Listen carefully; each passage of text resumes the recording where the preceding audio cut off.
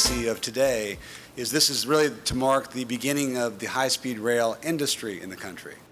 And that legacy being built right here in the West with a project that promises to transform the way people travel between two states. Good evening, everyone. Welcome to West Coast Wrap. I'm Alex Savage. Construction got started today on a multi-billion-dollar project to connect California and Nevada with high-speed rail service. This line will make it possible to travel from parts of Southern California to Las Vegas in about 2 hours. And as Fox's Sunny Sai reports tonight, the project will also create tens of thousands of new jobs. People will be able to cut down their commute between Las Vegas and Southern California in half in the near future. This $12 billion project will be carrying passengers at almost 200 miles per hour. U.S. Secretary of Transportation Pete Buttigieg says once this railway is created, there is no looking back. People will demand and expect this everywhere, and leaders will respond, and more high-speed rail lines are coming. Or to put it another way, in this particular case, what happens in Vegas should absolutely not be confined to Las Vegas.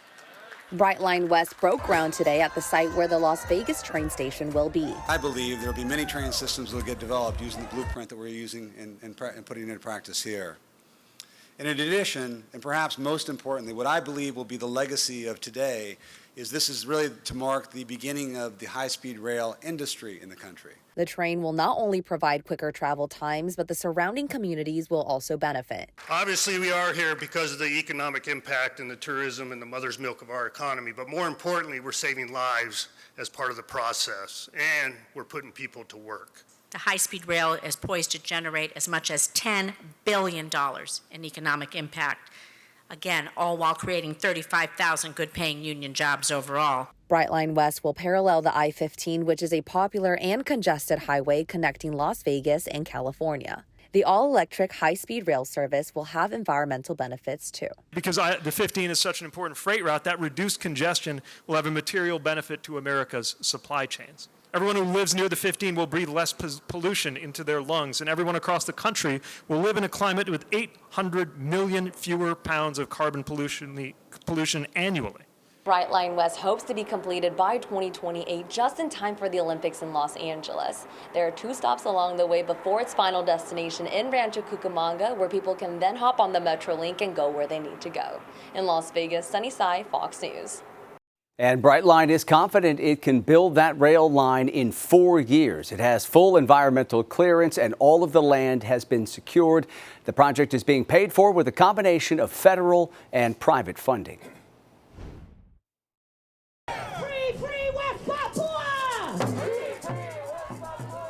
A rally held in San Francisco today as homeless advocates in California and across the West keep a close eye on a legal fight that began in Oregon and has now made its way to the Supreme Court. The High Court heard arguments today in a case that looks at the constitutionality of banning people from sleeping or camping in public places. The justice is considering whether the city of Grants Pass, Oregon, can enforce a series of ordinances that ban unhoused people from using blankets, pillows, or cardboard boxes while sleeping within city limits. As Fox's Rebecca Castor reports tonight, the court's ruling will have widespread implications for how cities address the homelessness crisis.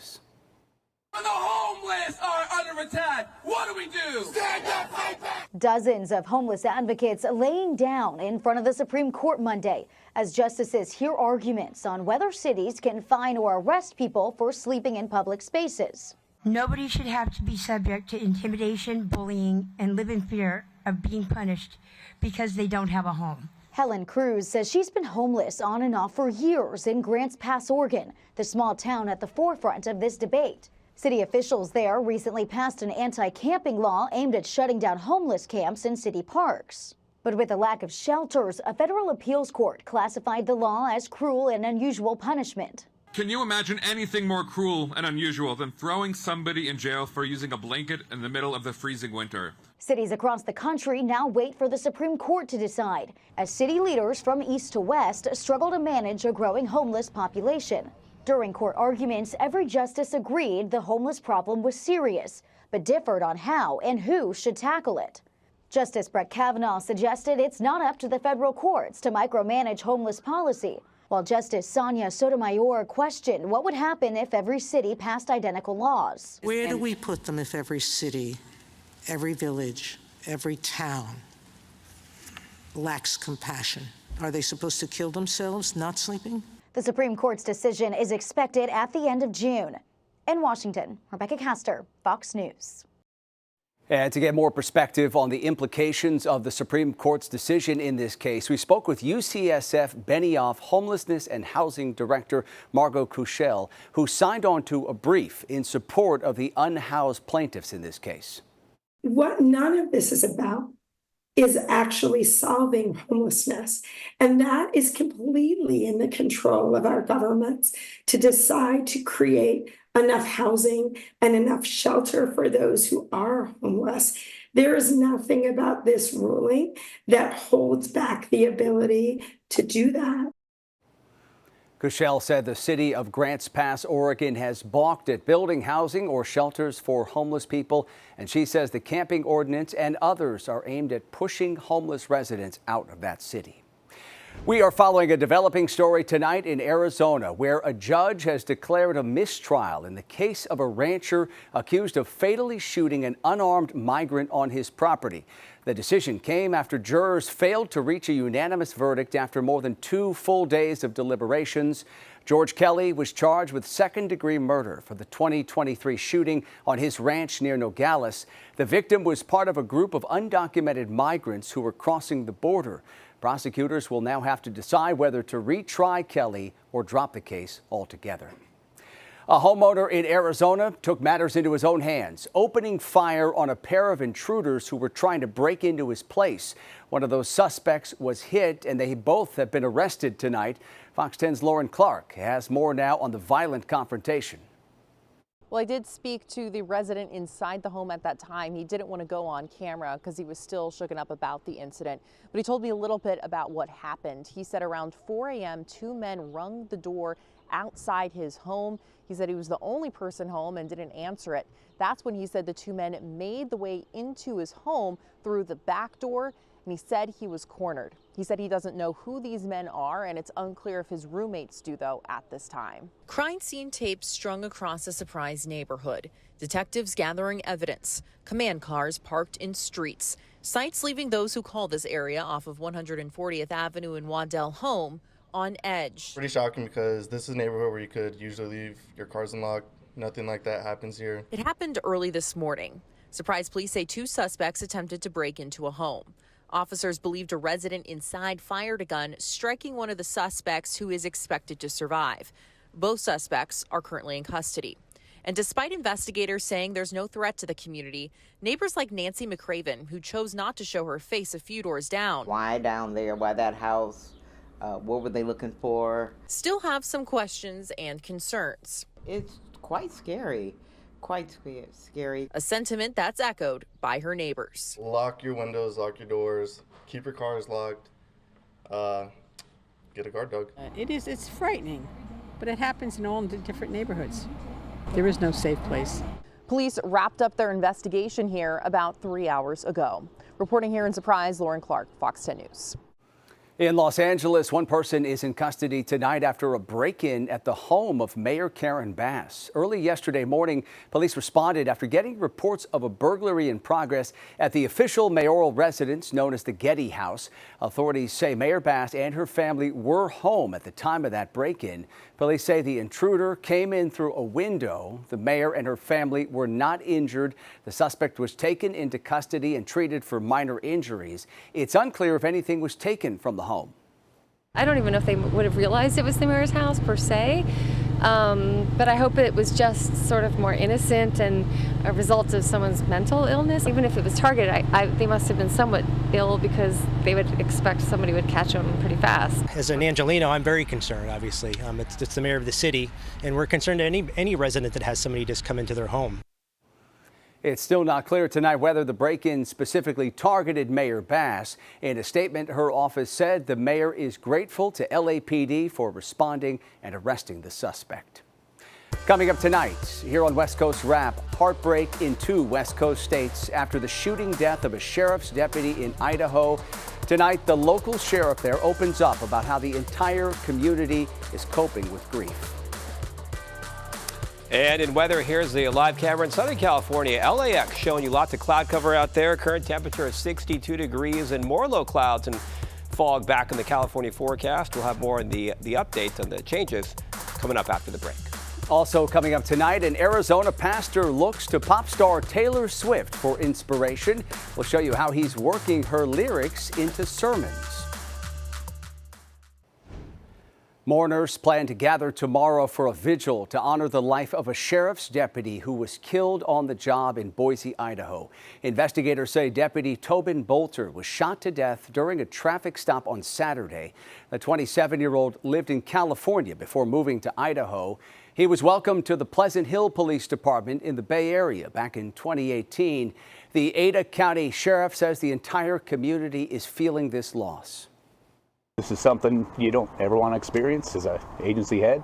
Of course, we've never had to experience it here. We've had our share of tragedy like everyone else around the valley, but it's been a long time since we've lost someone here in this county at any agency. And so, you know, it's going to take a lot of time for healing. Investigators found the suspected shooter outside of a home in Ada County. Deputies say they shot him to death after he fired a gun at them. A federal jury found that BNSF Railway contributed to the deaths of 2 people exposed to asbestos when tainted mining material spilled in a Montana town. The jury awarded $4 million each in compensatory damages to the estates of the 2 plaintiffs who died 4 years ago. Jurors said the naturally occurring mineral vermiculite was tainted with asbestos, and that was a substantial factor in the plaintiffs' deaths. The spill in the town of Libby sickened thousands of residents there.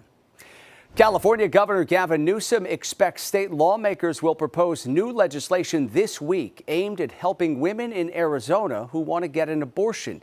He says the emergency legislation would make it easier for doctors in Arizona to become certified to perform abortions in California.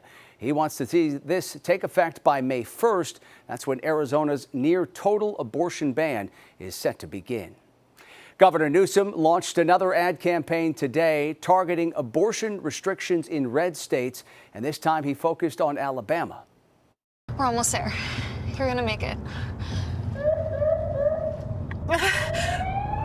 Miss, I'm gonna need you to step out of the vehicle, take a pregnancy test.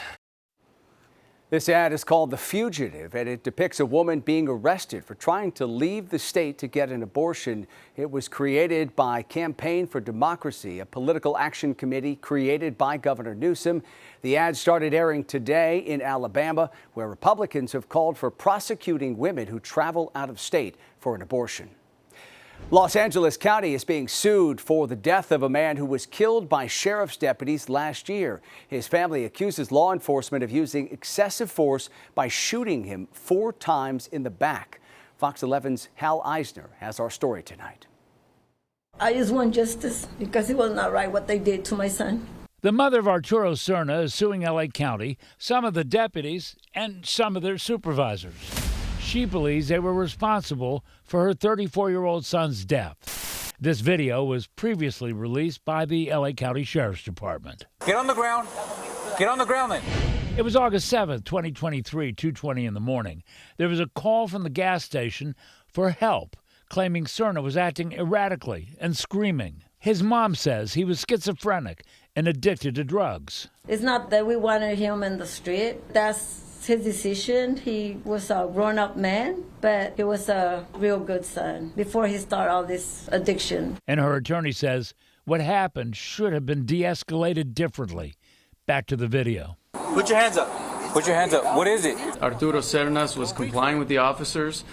He had a backpack and he had a phone. And the Sheriff's Department says he had a BB gun. Using the same publicly released video, family attorney Michael Carrillo comments after the deputy, saying, I'm going to get him with a 40 if he goes in his pocket. He's saying I'm going to hit him with a 40 if he goes in his pocket, meaning less lethal. But despite that plan, Carrillo says, this deputy fires less lethal. One of the other officers who's named as a defendant shoots 4 times lethal. Attorney Luis Carrillo says that shouldn't have happened. Police officers are trained that you cannot shoot unless there's an imminent threat to your life or to someone else's life. There was no imminent threat here at all to any deputy sheriff or to any civilian when they discharged their guns and shot him in the back 4 times. And that was Fox 11's Hal Eisner reporting tonight. The LA County Sheriff's Department says it hasn't officially received the lawsuit, but it takes all shootings by deputies seriously, and the department says there is a robust review process. All right, we shift now and talk about our weather here in the West, and we're getting the work week started with dry conditions across most of the West. A beautiful live look tonight at Seattle, Mount Rainier off in the distance, and things are dry up here in the Pacific Northwest, but rain setting up to make a comeback right now. For more, let's bring in KTVU meteorologist Mark Tamayo, who is tracking when showers may return. Quite a shot there up near Seattle. So vivid, Alex. Yeah, beautiful view there up in the Pacific Northwest. Now, tomorrow it's still dry. In fact, they have some sunshine up in the Seattle area as we come in closer on the satellite. About a 30% chance of some showers by Wednesday, but then we're going to really bump up the shower chances later in the week. This was the scene. Another look in Seattle. You can see temperatures in the lower 60s with mostly clear skies. In San Francisco, the low clouds and fog making a comeback. San Francisco in the lower 60s. They're going to wake up to some gray first thing tomorrow morning. And if you want the heat, we have that as well. In the Phoenix area, 102 degrees this afternoon. You can see all the clear skies and, of course, the heat to the big deal down in Arizona. Showing you the current numbers right now, it is still 96 degrees in Phoenix, Los Angeles upper 50s, San Francisco 60, and Seattle has cooled off into the 50s, 56 degrees. Here's the overall weather story for your Tuesday. It's still dry up in the Pacific Northwest for tomorrow, mostly sunny skies. It's a sun-cloud mix for portions of California. The fog hasn't making a comeback near portions of the coastline, so a bit of a cool down for San Francisco. It's still warm in the Phoenix area, temperatures in the 90s, and out toward Denver, we're just expecting partly sunny skies and temperatures in the 60s. Here is the forecast model into your Tuesday afternoon. Some clouds moving into Northern California. It's also picking up on the marine layer clouds as well. As we take this into your Wednesday, you can see the clouds up in Seattle, up in Portland, and then look what happens by Thursday. This rain band gets the act together here for Seattle, so the showers becoming likely, and those shower chances could be moving into Northern California as well. It is still dry in Southern California. So here's the breakdown over the next 3 days. As you can see, there's that rain cloud for Seattle on Thursday. For San Francisco, a sun-cloud mix, temperatures mainly in the 60s. Pretty much the same story for Los Angeles. Denver, we're expecting temperatures to go in the 60s for tomorrow, a bit warmer into your Wednesday with 70s, and then maybe some thunderstorms by Thursday. Temperatures still in the mid-70s, and there you can't pick out the heat for Phoenix. Tuesday, 97, Wednesday, 94. Looks like we'll bring in some relief, though, if you're not a fan of the heat. Temperatures back down into the 80s. So overall, no major storms to talk about in the West Coast forecast, Alex. All right, Mark, thank you. Okay.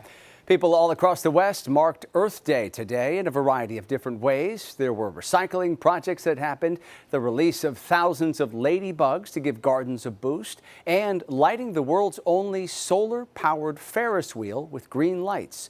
Earth Day is, of course, designed to encourage efforts to protect our environment. President Biden today announced a new grant program that will pump $7 billion into residential solar projects. 60 grants across the country to states, territories, tribal governments, municipalities, nonprofits to develop programs that enable low-income and disadvantaged communities to benefit from residential solar power. And it's a big deal. This new Solar for All program means that 900,000 households, 900,000, will have solar on the rooftops for the first time and soon. All right, guys. And the White House expects the project will create 200,000 new jobs. Coming up tonight here on West Coast Rap, preaching Taylor Swift style. Tonight, how her lyrics are turning up in one pastor's sermons. Also, it's an 80s throwback. Watch actor Kevin Bacon celebrate the 40th anniversary of Footloose at the Utah school where that classic film was made. Well, Taylor Swift's lyrics are resonating with people all around the world, from concert arenas all the way to Sunday morning sermons. Fox 10's Steve Nielsen spoke with one pastor in Arizona who's using Swift's songs to inspire his congregation. Richard Mirage says things have changed in his life. I've become a Swiftie. He preaches at Unity of Phoenix Spiritual Center. He never misses a beat, lightning on his feet. And every year he connects a popular song to something spiritual. And this year, well, Taylor Swift can't stop, won't stop grooving. She is so globally just on fire right now, and I'm a Kansas City Chiefs fan, so I got to see a lot of her during the NFL games. I thought it would be good to use one of her songs. So he did. How many people have ever felt judged or criticized for a decision you made or how you run your life? Anybody? He didn't make the moves up as he goes. He sat down and wrote a sermon using the hit Shake It Off to send a message to the masses. What she is saying is that even though it is painful to be judged, we do not have to let it get the best of us. That we can still keep our joy. We can keep our happiness in spite of it and not let the negativity, get us down. All human beings, it's so relatable, get judged. How people sometimes criticize and say negative things about us. So it was a very relatable topic. And she does it in such a joyful way with that song that to show that we don't need to let negativity impact us as long as we stay positive. He made friendship bracelets the singer's famous for to all who came to hear the sermon. Everybody got a bracelet that says Unity of Phoenix, and it also says on it, Shake It Off. And so it's to remind them if someone's judging you or feeling critical of you, that you just remember to shake it off. And if you don't like his sermon, well, haters gonna hate, hate, hate. It's a fun combination, but the Reverend says it's important, too, to connect all the facets of our lives. Church and spirituality isn't Sunday from 11 to 12. It's in everyday life. Steve Nielsen, Fox 10 News. Finally, tonight, a Utah high school set the stage for a 40th anniversary celebration of the movie Footloose.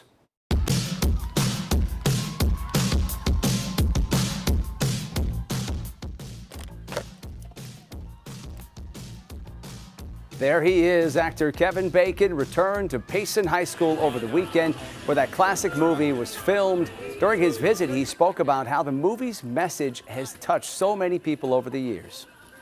For standing up for your own freedoms and your right to express yourself, and for having compassion for other people. And that's what all of you have shown here by turning what could be just, a movie star coming back to get pat on the back into something really positive.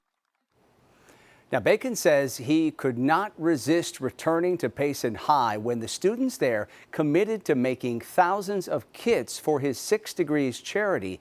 Those kits include food, toiletries, and other essentials that will be distributed to homeless people. Wow, an incredible effort there and quite the celebration at that high school.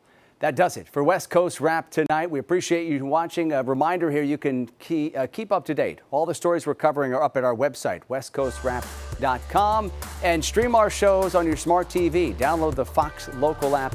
Have a great rest of your night. We'll leave you with this beautiful shot in the Pacific Northwest. We'll see you tomorrow.